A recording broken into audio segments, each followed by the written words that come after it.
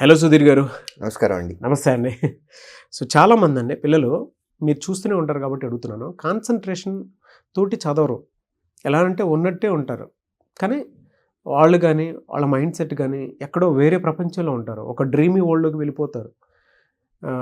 కొంతమంది ఏమో కాన్సన్ట్రేషన్తో చదువుతున్నట్టే ఉంటుంది కానీ బట్ గంటల తరబడి అక్కడే కూర్చుంటారు. రిజల్ట్ మాత్రం శూన్యం కనిపిస్తూ ఉంటుంది మనకి. వాళ్ళ కాన్సన్ట్రేషన్స్ లెవెల్ దెబ్బతినడానికి ప్రధాన కారణాలు ఏమేమి ఉంటాయండి? ఎందుకంటే ప్రతి స్టూడెంట్ వాళ్ళ గురించి ఎంత చదివినా ఎందుకు రావట్లేదు అనేటువంటి క్వశ్చన్ మార్క్ తోటి ఉంటూ ఉంటారు.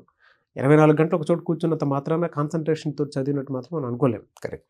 ఏ ఫ్యాక్టర్స్ ఒక మనిషిని కాన్సన్ట్రేషన్ లెవెల్స్ దిగజారిపోయేలా చేస్తాయంటారు? చదువుకునేటప్పుడు మనం ఎంత టైం స్పెండ్ చేసాం అనేది ముఖ్యం కాదు. ఇక్కడ ఎంత క్వాలిటీ టైం స్పెండ్ చేస్తున్నాం అనేది ముఖ్యం. అవును. సో ఫస్ట్ చదివేటప్పుడు స్టూడెంట్కి ఇంట్రెస్ట్ అనేది ఉండాలి. ఆ ఇంట్రెస్ట్ మిస్ అవ్వటానికి బోల్డ్ అనే ఫ్యాక్టర్స్ ఉంటాయి. ఇంటి దగ్గర నుంచి ప్రెషర్స్, ఫైనాన్షియల్గా కానివ్వండి, లేకపోతే ఇంకెప్పుడు ఉద్యోగం వస్తుంది అనే ప్రెషర్స్ కానివ్వండి, దీంతోపాటు మెంటల్గా తనకి ఇంతకు ముందు జరిగినటువంటి ఇన్సిడెంట్స్ కొన్ని ఉంటాయి. అది గతంలో జరిగిన ఎగ్జామ్స్లో ఫెయిల్ అవ్వటం కానివ్వండి, లేకపోతే కాంపిటేటివ్ ఎగ్జామ్స్లో పెర్ఫార్మెన్స్ కానివ్వండి, ఫ్యామిలీ హిస్టరీలో జరిగేటటువంటి ఇన్సిడెంట్స్ కానివ్వండి, గతంలో ఏదైనా తనకి ఒక దెబ్బ తగిలినప్పుడు దానిలో నుంచి పైకి వచ్చే క్రమంలో జరిగేటటువంటి ఇన్సిడెంట్స్ కానివ్వండి, డిస్టర్బెన్సెస్, వీటన్నిటి ఫ్యాక్టర్స్ అనేవి మైండ్లో రన్ అవుతూ ఉంటాయి. ఓకే. లేదా వీళ్ళు ఎవరైనా ప్రేమించి వాళ్ళు లెటర్ ఏదన్నా ఇచ్చి వాళ్ళు నో చెప్పకపోయినా, లెటర్ ఏదన్నా ఇచ్చి నో చెప్పినా, లేకపోతే ఆల్రెడీ ఎస్ చెప్పి ఇప్పుడు మళ్ళీ నో చెప్పినా, బ్రేకప్ అయినా ఇన్సల్ట్ ఫీల్ అయిపోతా ఉంటారు. తర్వాత బెస్ట్ ఫ్రెండ్ ఉంటాడు, వాడితో ఏదన్నా మెంటల్గా డిస్టర్బెన్స్ వచ్చింది, బెస్ట్ ఫ్రెండ్ మేల్ అయినా సరే, సేమ్ జెండర్, లేదు ఫ్యామిలీలో ఒకళ్ళని ఒక మాట అనుకున్నా, ఫినాన్షియల్ డిస్టర్బెన్సెస్, ఇట్లా సో మెనీ ఫ్యాక్టర్స్ అనేవి స్టూడెంట్ చదువుకునే టైంలో మైండ్ మీద ఇంపాక్ట్ చూస్తాయి. ఇంటర్నల్గా సైకలాజికల్. ఎస్.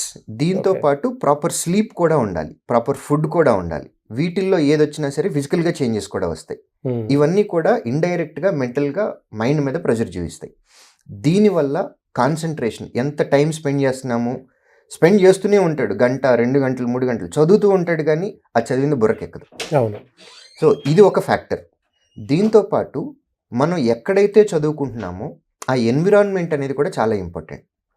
డిస్టర్బెన్సెస్ అనేవి ఉండకూడదు. రూమ్లో ఫర్ ఎగ్జాంపుల్ మనం ఏదైనా రూమ్లో చదువుకుంటూ ఉన్నాము, బయట నుంచి హార్న్ సౌండ్లు, లేకపోతే పాటలు, లేకపోతే గుడి దగ్గర నుంచి మైక్ సౌండ్లు, లేకపోతే ఏదైనా ఫంక్షన్లు వెళ్తూ ఉంటే రకరకాల డిస్టర్బెన్సెస్ అనేవి ఉంటాయి. అవునవును. ఈ డిస్టర్బెన్సెస్ ఉండకూడదు. ఎట్ ద సేమ్ టైం మనం కూర్చునేటప్పుడు చదువుకునేటానికి ఒక మంచి రేకుల షెడ్లో కూర్చున్నాము, మే, జూన్, సమ్మర్, స్వెట్ వస్తూ ఉంటుంది. సో అది కూడా డెఫినెట్గా మ్యాటర్. ఎందుకంటే చదువుకునేటప్పుడు కాన్సన్ట్రేషన్ అనేది రావాలి అని అంటే ఎన్విరాన్మెంట్ కూడా చాలా ఇంపార్టెంట్. ఎన్విరాన్మెంట్, సరౌండింగ్స్, మీరు ఇందాక చెప్పినట్లు ఒక రూమ్లోనో లేదంటే ఫ్రెండ్స్ తోటో కూర్చొని ఉండడం సరే, ఏదో సాంగ్ అంటే ఎవరిదో రింగ్ టోన్ వినిపిస్తూ ఉంటుంది, వెంటనే వీడికి ఎంటర్టైన్మెంట్ ట్రిగర్ అవుతూ ఉంటుంది. లేదంటే కొంతమంది సాడ్ సాంగ్ పెట్టుకుంటారు, వెంటనే పక్కనోడు అరే ఒకప్పుడు నేను ఈ సాంగ్ విని చేసుకున్నాను అనేటువంటి దాంతో డిస్టర్బ్ అవుతూ ఉంటారు. ఉంటాయి సార్, ఈ ట్రిగర్స్ అయితే డెఫినెట్గా ఉంటాయి. మీరు ఇందాక చెప్పినట్లు ఒక షెడ్లో కూర్చొని చదివేటప్పుడు పిల్లలకి ఏ విధంగా ఉంటుందంటే, ఫోకస్డ్గా వెళ్ళాలనుకున్నా కూడా తెలియకుండానే స్వెట్ రావటము, లేదంటే ఆ ఒక్క పూతకి సింపుల్గా చెప్పాలి అని అంటే దానికి ఏం అర్థం కాదు. ఒక్కొక్కసారి చదువుతున్నట్టే కూర్చొని చేద్దామనే మైండ్ అనుకుంటుంది, కానీ బాడీ సహకరించదు. సో బాడీకి సంబంధించినటువంటి ఆ సూటబుల్ ఎన్విరాన్మెంట్ అనేది ఉండాలి. అవును. ఎక్కువ చలిగా ఉన్నా కానీ చదవలేడు, అలానే ఎక్కువ వేడిగా ఉన్నా కానీ చదవలేడు. సో ఆ ఎన్విరాన్మెంట్ అనేది చాలా important. At the same time మనం ఏదైతే రూమ్లో కూర్చొని చదువుకుంటున్నామో అందులో కొంత మోటివేషనల్ కోట్స్ కానివ్వండి, స్టేట్మెంట్స్ కానివ్వండి, ఇవన్నీ కనిపించట్లేదు అనుకోండి, ఎక్కడైనా మోటివేషన్ డ్రాప్ అవుతున్నప్పుడు అట్లాంటి ఏదైనా చూసి చదివి మనం కంటిన్యూ చేసామనుకోండి, మళ్ళీ పికప్ అయిపోతుంది. బట్ అవి ఎక్కడ కనిపించవు. మళ్ళీ ట్రిగ్గర్ అవడానికి ఛాన్సెస్ ఉండట్లేదు. అట్ ది సేమ్ టైం మనం చదువుతునేటప్పుడు మన పక్కనున్న ఫ్రెండ్స్ కూడా చాలా ఇంపార్టెంట్. ఎందుకంటే మనం బాగా సీరియస్గా చదువుకుందాము అని అనుకొని కూర్చొని స్టార్ట్ చేసాము, ఫ్రెండ్ వచ్చి బయటకు వెళ్దాము, బజ్జీలు తినొద్దామనో, లేకపోతే టీ తాగొద్దామనో, లేకపోతే ఊరికి సరదాగా సినిమాకి వెళ్ళొద్దామనో, షాపింగ్కి వెళ్ళొద్దామనో ఫ్రెండ్ అడుగుతాడు. అడిగినప్పుడు బెస్ట్ ఫ్రెండ్ అన్నప్పుడు వీడు కూడా చదువుదాము అని కూర్చుని వాడు కాస్త లేచి బయటకు వెళ్ళిపోతాడు. ఇవన్నీ ఎక్స్టర్నల్ ఫ్యాక్టర్స్. సో వీటి వల్ల కూడా స్టూడెంట్కి డిస్టర్బెన్సెస్ అనేది ఉంటుంది.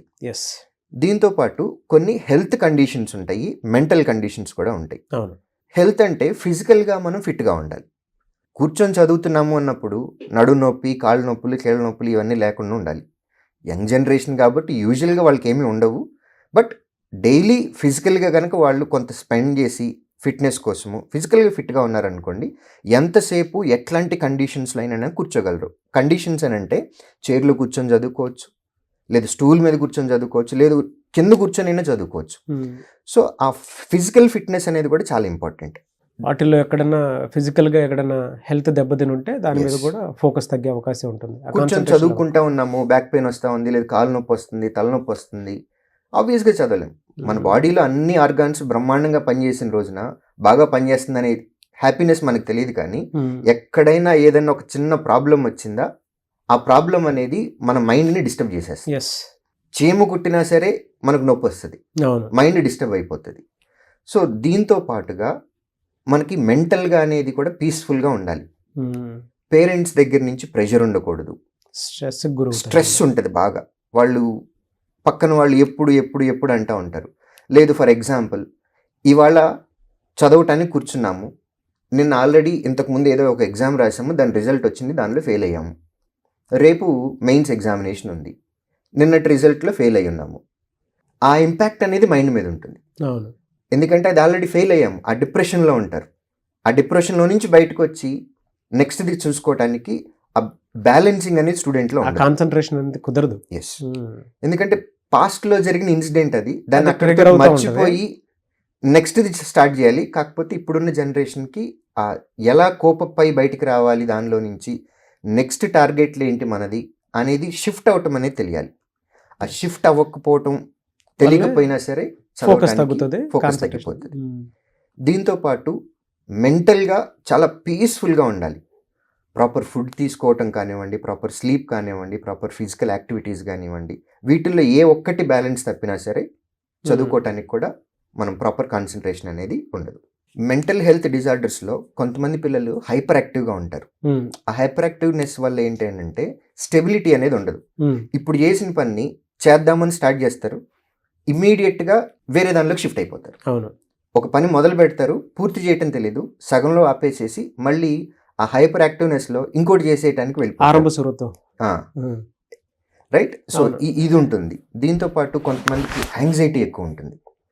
యాంగ్జైటీ ఎందుకు వస్తుందో తెలియదు, కానీ ఎక్కువ యాంగ్జైటీ, ఫెయిల్ అయిపోతానేమో, ఫెయిల్ అయిపోతానేమో, రాకపోతే ఏంటి, ఇంట్లో వాళ్ళకి ఏం సమాధానం చెప్పాలి, ఫ్రెండ్కి వచ్చేస్తుందేమో, నాకు రాదేమో. సో దీనిలో నుంచి మళ్ళీ డిప్రెషన్లోకి వెళ్తాడు. మళ్ళీ అందులో కూడా కంపారిజన్ నాకంటే ముందు ఇడికి వచ్చేస్తే. ఎస్, ఎందుకంటే కాంపిటేటివ్ ఎగ్జామ్స్ కాబట్టి ఇది ఎప్పుడు కూడా కంపేర్ చేసుకుంటూనే ఉంటారు. ఒక ఎగ్జామ్ రాస్తాడు, వీడికి వచ్చిన మార్కుల్ని పక్కనని కంపేర్ చేస్తాడు, చూసుకొని మళ్ళీ దానిలో యాంగ్జైటీ, రిజల్ట్ వచ్చేటప్పుడు యాంగ్జైటీ, చదివేటప్పుడు యాంగ్జైటీ, పక్కన నాకంటే బాగా చదివేస్తున్నాడేమో అని అనుకుంటారు. ఈ డిప్రెషన్ను, ఈ యాంగ్జైటీల వల్ల కూడా కాన్సన్ట్రేషన్ లెవెల్స్ అనేవి మిస్ అవుతాయి. దీంతోపాటు ఇంట్రెస్ట్ అనేది ఫస్ట్ స్టూడెంట్కి ఉండాలి. ఎక్స్టర్నల్ ఫ్యాక్టర్స్ వాడి మీద రుద్దబడుతున్నాయి ఈ మధ్య కాలంలో. అంటే పేరెంట్ నువ్వు ఇన్కమ్ ట్యాక్స్ ఆఫీసర్ అవ్వాలి, లేకపోతే నువ్వు లోకో పైలట్ అవ్వాలి, లేకపోతే నువ్వు ప్రొబేషనరీ ఆఫీసర్ అవ్వాలి బ్యాంకులో, నువ్వు గవర్నమెంట్ జాబే తెచ్చుకోవాలి, ఇట్లాంటివి ఉంటాయి. వాడు దేనికోసం వస్తున్నాడు అనేటువంటి దాన్ని పక్కన పెట్టి వీళ్ళ ఇంట్రెస్ట్లు ఎక్కువ రుద్దేస్తూ ఉంటారు. వీళ్ళు ఇంట్రెస్ట్లు ఉంటాయి. యాక్చువల్గా స్టూడెంట్కి తనంతట తనకి ఇంట్రెస్ట్ రావాలి.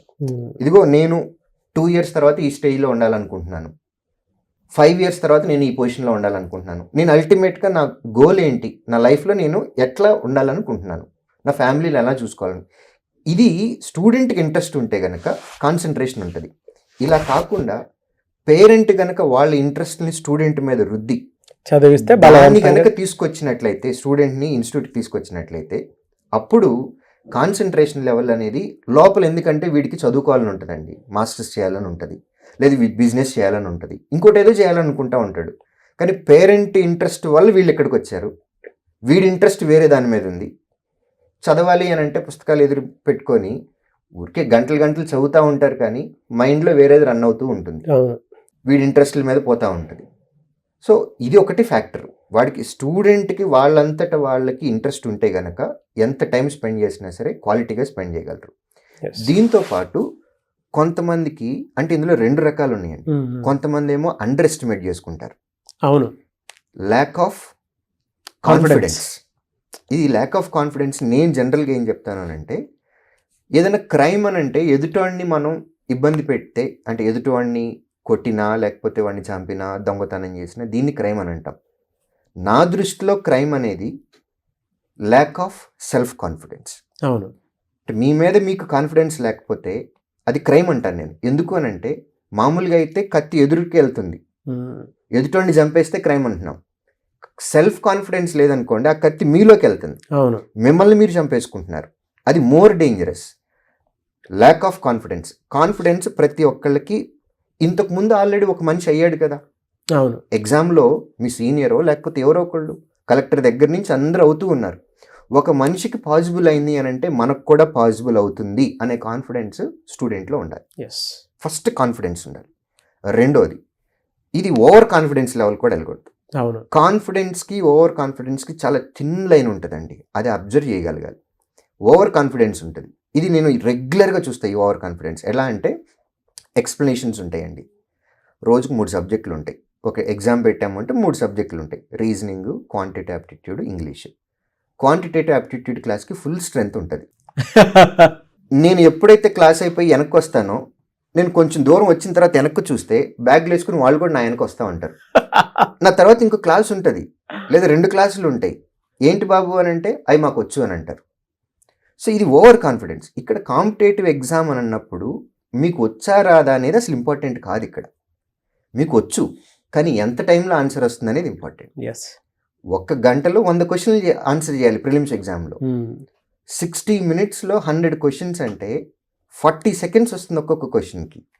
సో మనకు వచ్చు అనేది కాదు, దీనికంటే బెటర్ సొల్యూషన్ ఏమైనా ఉందా అనేది కూడా నేర్చుకోవాలి. అక్కడ ఇంట్రెస్ట్ క్రియేట్ అవ్వాలి. దీంతో పాటు నాగరాజ్ గారు ఒక ఇంపార్టెంట్ పాయింట్ చెప్తాను, ఇది చాలా చాలా ఇంపార్టెంట్. ప్రతి కాంపిటేటివ్ ఎగ్జామ్కి ప్రిపేర్ అయ్యే ఆడపిల్ల కానివ్వండి లేదా మగపిల్లవాడు కానివ్వండి, వీళ్ళు ఇక్కడికి వచ్చినప్పుడు రూమ్లో కానీ లేదంటే హాస్టల్లో కానీ ఉంటారు. ఈ ఉండే క్రమంలో వీళ్ళ రూమ్మేట్ లేదా వీళ్ళ ఫ్రెండ్ ఎవరైతే ఉంటారో వీళ్ళల్లో టాక్సిక్ బిహేవియర్ ఉన్న వాళ్ళు ఉంటారు. వీళ్ళు ఏంటి అని అంటే, ఇంట్లో వేరే ఎవరో ప్రెజర్ మీద ఇక్కడికి వస్తారు, సెల్ఫ్గా వాళ్ళకంటూ ఇంట్రెస్ట్ ఉండదు, ఏదో వచ్చాము అని అంటే వచ్చాము టైం పాస్ చేయటం.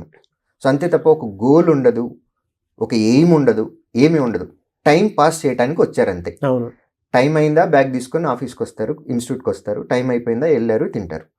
ఇటువంటి వాళ్ళు ఏంటి అని అంటే, వాళ్ళతోటి కనుక ఫ్రెండ్షిప్ చేస్తే వీళ్ళకి ఉన్న ఇంట్రెస్ట్ పోతుంది. వీళ్ళని డిస్టర్బ్ కూడా చేస్తారు కావాలని. ఎట్లా డిస్టర్బ్ చేస్తారు, వీళ్ళు చదువుకోవటానికి కూర్చుంటే వీళ్ళని డిస్టర్బ్ చేయటమే వాళ్ళ పని. అదొక సైకోయిజం లాగా ఉంటుంది. డిస్టర్బెన్సెస్, సాంగ్స్ పెట్టడం కానివ్వండి, లేదంటే వచ్చి జోకులు చెప్పటం కానివ్వండి, మూవీకి వెళ్దాం రండి అని చెప్పటం కానివ్వండి. వీళ్ళు ఒక రైట్ పాత్లో వెళ్తూ ఉంటుంటే ఇంకొక బ్యాచ్ వచ్చేసి వీళ్ళని దీనిలో నుంచి బయటికి తీసుకొస్తారు. అలాంటి ఫ్రెండ్స్ ఉంటారు. కింద కామెంట్ బాక్స్లో అలాంటి ఫ్రెండ్స్ ఎవరో కింద పోస్ట్ చేయండి, తెలుస్తుంది. ఎందుకంటే నేను చదువుకున్న రోజుల్లో కూడా నా చుట్టుపక్కల ఉండేటువంటి వాళ్ళు ఉన్నారు. అలా వీళ్ళని మేము మా భాషలో ఏమంటాము అని అంటే, చెట్టు కింద బ్యాచ్ లేకపోతే టీ స్టాల్ బ్యాచ్ అంటామండి. వీళ్ళు ఏంటి అని అంటే, క్లాస్ రూమ్లో తక్కువ టైం ఉంటారు, రోడ్ల మీద ఎక్కువ టైం ఉంటారు, ఎక్కువ టైం ఉండి సీనియర్ బ్యాచ్ అనమాట. 2 years 3 years పోరాడుతూ ఉంటారు.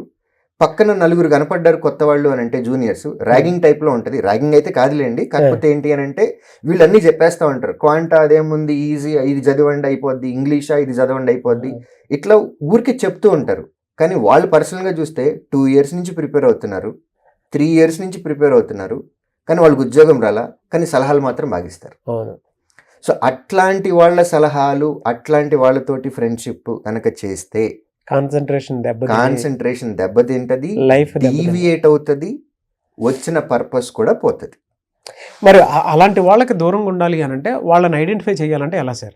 అలాంటి వాళ్ళని ఐడెంటిఫై చేయాలంటే ఫస్ట్ మీరు అడగాలి, అంటే వాళ్ళ బిహేవియర్ ఎట్లా ఉంటుంది, వాళ్ళని చూసినప్పుడు ఎలా ఐడెంటిఫై చేయాలి, ఎంత టైంలో ఐడెంటిఫై చేయగలము, వాళ్ళ క్యారెక్టర్ ఎలా ఉంటుంది, భాష ఎలా ఉంటుంది, లాంగ్వేజ్ ఎలా ఉంటుంది, యాక్టివిటీస్ ఎలా ఉంటాయి, ఇవన్నీ అడిగారు అనుకోండి, అడిగితే కనుక డెఫినెట్గా దాని మీద కూడా డిస్కషన్ సో పెట్టుకుందాం. స్టూడెంట్స్ మీరు అడిగేదాన్ని బట్టే ఉంటుంది, మాకు ఇది కావాలి డెఫినెట్గా మాకు చెప్పండి అని చెప్పి ఒక 100 కామెంట్స్ అండ్ ఇదే వీడియోని కనుక షేర్ చేస్తే ఒక 1 lakh వ్యూవర్షిప్ కనుక తీసుకొని వస్తే డెఫినెట్గా పార్ట్ 2 వీడియో చేస్తాము.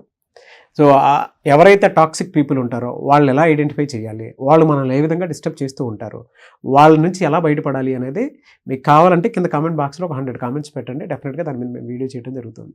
ఎనీవేస్ శ్రీధర్ సీసీలో ఇలాంటి స్టూడెంట్స్ని మీరు చాలామందిని చూసేశారు కాబట్టి మీకు ఇంత ఎనాలిసిస్ ఇంత ఓపిక్గా చెప్పుకుంటూ వచ్చారని, ఇలా ఉంది కాన్సన్ట్రేషన్ దెబ్బతింటానికి కారణాలు ఇవి అని. వాళ్ళు ఏ ఇన్స్టిట్యూట్లో అయినా సరే ఈ వీడియో పెట్టుకొని చూస్తే ప్రతి పిల్లాడికి కావాల్సినటువంటి వీడియో ఇది. మీ దగ్గర ఆ హెల్తీ ఎన్వైరన్మెంట్ ఉంది కాబట్టే మీకు ఇంత అనాలిసిస్ వచ్చింది. Anyway sir, thank you sir. మిమ్మల్ని అప్రోచ్ అవ్వాలి అని అంటే ప్రాసెస్ ఏంటి, మీ ఇన్స్టిట్యూట్లో జాయిన్ అవ్వాలంటే? స్క్రీన్ మీద కనపడుతున్న ఈ నెంబర్కి కాల్ చేయొచ్చండి మమ్మల్ని రీచ్ అవ్వాలి అని అంటే.